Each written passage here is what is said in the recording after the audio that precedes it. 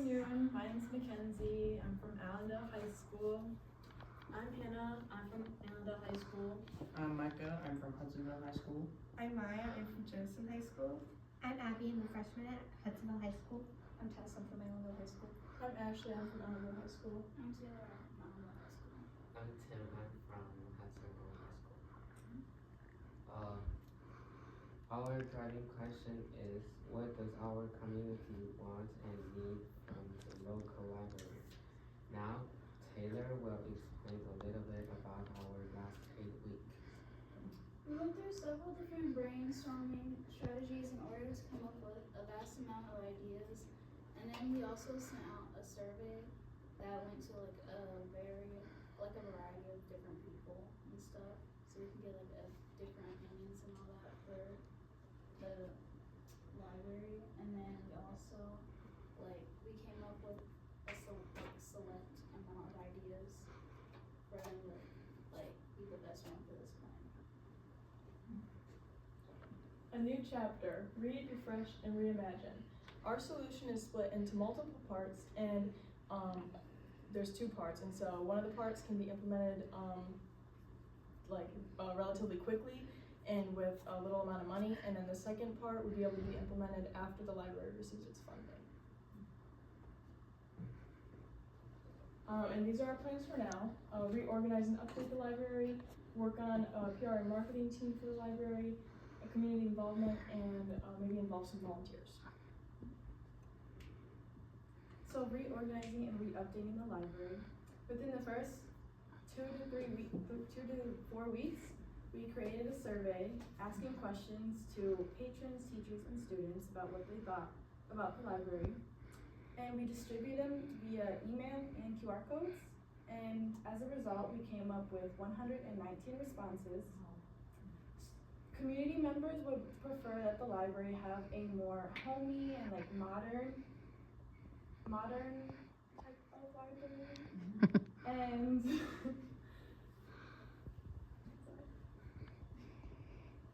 And by updating and reorganizing the library, it gives the library a more accessible and dynamic feel to the library.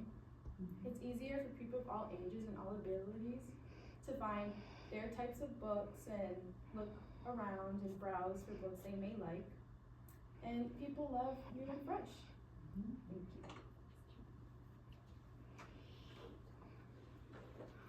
you. PR and marketing.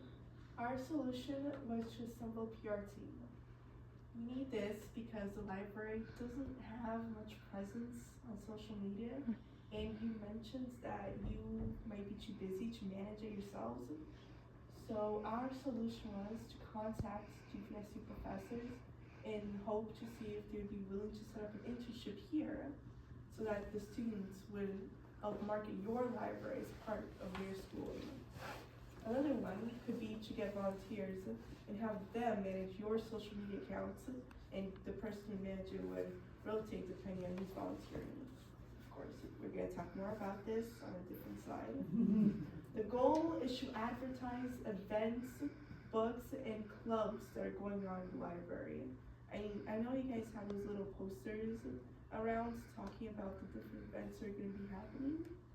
I just think that it would be more people would be able to see it if it was on a bigger platform. Another thing connected to marketing is a logo for the Allendale Library. Why would you need one, you may be asking? Well, you would need it because it's helpful to create a common identity for everybody to see. Imagine a sports team, but they don't have a logo. You're not going to remember them very well. So this is a basic logo that I created for the library based on the Golden Book, which is something that they do every summer, which they paint the book golden, obviously, and then a whole bunch of people that go to the Allendale Library, mainly kids though, all go and try to find it. And so as you can see, all of the books that are in some shape or form similar to a book in one way or another, they're all golden with golden pages. Another thing that we worked on in addition to PR and marketing is community involvement. The main idea, well, the 2 main ideas we had, the first one would be suggestion boxes. The first suggestion box would just be a general use library one, which is for like updates to the library or to the library's social media. The second one would be a book recommendations box, which would be for either people to recommend books to other people or just to recommend books for the library to buy. And then the other idea we had was a large event at their other property that we learned they had on day 10, which is on the corner of 60th Avenue and Lake Michigan Drive. These could include a picnic, a treasure hunt, or maybe an escape room where different groups and teams would all compete for the fastest time. Our other idea that we had was involving volunteers with the library. Volunteers could help the staff achieve more and could also take the library to the next level. Possible opportunities for volunteers include teaching classes and leading programs, getting community support for a village, and they can help with updates such as painting walls, organizing books, dividing sections, and help run/work with social media. And as you can see here, the immediate updates that you could implement all are interconnected with one another. And so, yeah, they all build off of each other, and we think it'd be a really good idea for this year to implement. However, we know that not all of those ideas that came from the survey are easily achievable. So these are our ideas for kind of what the library can implement after they receive the funding. Those ideas have been kind of specified down to study rooms, an improved break room, as well as storage facilities, a makerspace, a children's play area inside and outside, and separate sections for different ages. So starting with age sections, this was said to be important because kind of people wanted their own space. Like if there's someone trying to study and there's like kids just roaming around everywhere, just being noisy, that's a very big distraction. And as well as if parents are needing a place to work, they need somewhere to bring their kid. And that might just not work for a park because they'd have to be constantly watching them. So having another space that's enclosed like a library would be beneficial to both parties there. And here you can see bookshelves that are kind of interactive, and a specific kids area and then a specific teens area. A makerspace. Before we can talk about why we need a makerspace, we should know what a makerspace is. A makerspace is a collaborative workspace made to experiment, to be creative, and to have fun. Makerspaces are open to all ages, and they have lots of different tools and materials, like a Cricut or a 3D printer, but also some basic art supplies for younger ages. So why do we need a makerspace?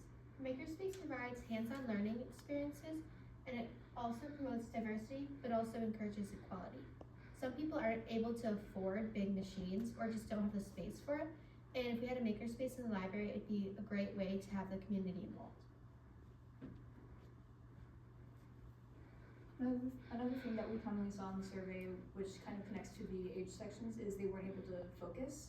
And we've seen from other libraries that there are individual study rooms, group study rooms for like a tutoring session, or group study rooms for a group project that maybe they don't have a quite enough household, or they don't have the space to achieve that at home.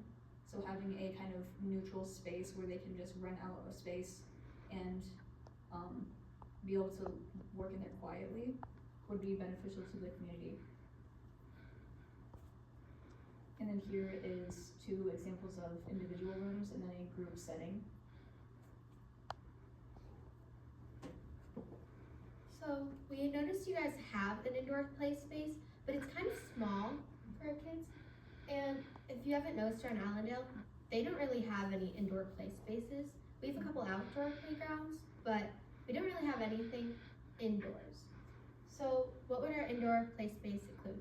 It would include Ashley's office, since she's our kids director. It would have a read aloud space for any volunteers who want to do a read aloud, or if Ashley wants to do her read aloud. And it would also have some play equipment, just like see below. We would also like to add an extra outdoor play space.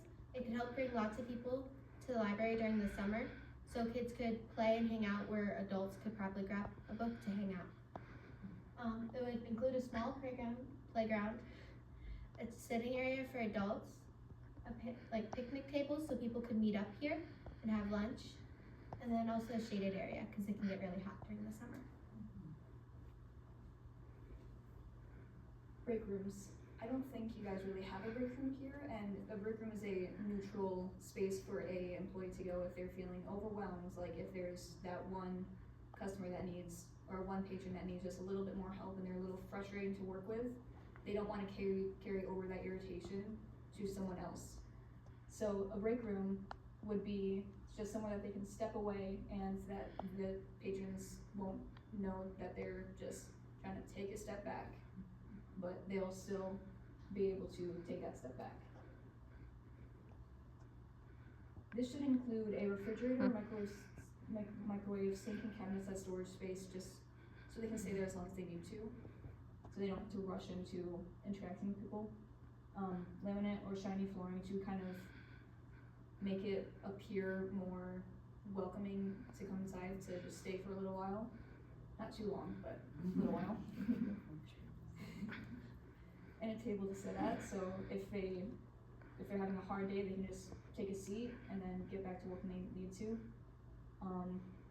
And far enough away from the people in the library so they won't interrupt anybody, or nobody will interrupt them or get in anybody's way. And providing natural light would be beneficial as well to improve the mood.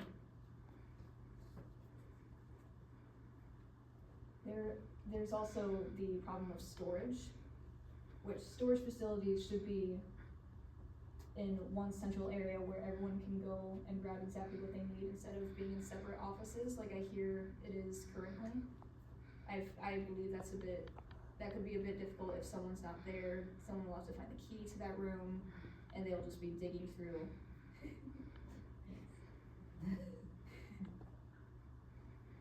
This should look like a walk-in style and have room to grow with the library. It should be accessible from a hall, just a neutral space, again, not in someone's personal office area. And it should be organized and spacious so they don't have to be digging through trying to find something for hours. So a long-term recap. We wanted to make separate spaces for different ages. We wanted to do a makerspace, study rooms, an indoor and outdoor playground, improved break rooms, and improved storage facilities. These are all can be done 5 years from now, 10 years from now, any time frame you want. This is our statement of benefits. So if we get volunteers, that could help with some community involvement and program engagement, because you could run more programs and have more people to help with them. If you have a PR marketing team, it could help with community involvement with the volunteers and the program engagement, because more people would be aware. If you update the library, it could help with community involvement, again, with getting the volunteers, and it could help with building liveliness, make it look more modern or homey. If you reorganize, it could help with community involvement with the volunteers, building liveliness so things are more organized and you can find things faster, and program engagement, because if you're more organized and everything has its place, then you can plan more programs, have the space to store all those program items. So our wrap up, we'd like to give thanks to you guys, Abby and Ashley, for giving us your time and your concerns and letting us help you guys out. We hope that our ideas can help you in any type of way and help the community be more involved. We'd like to give thanks to Tanya as well for helping us with our mentoring us.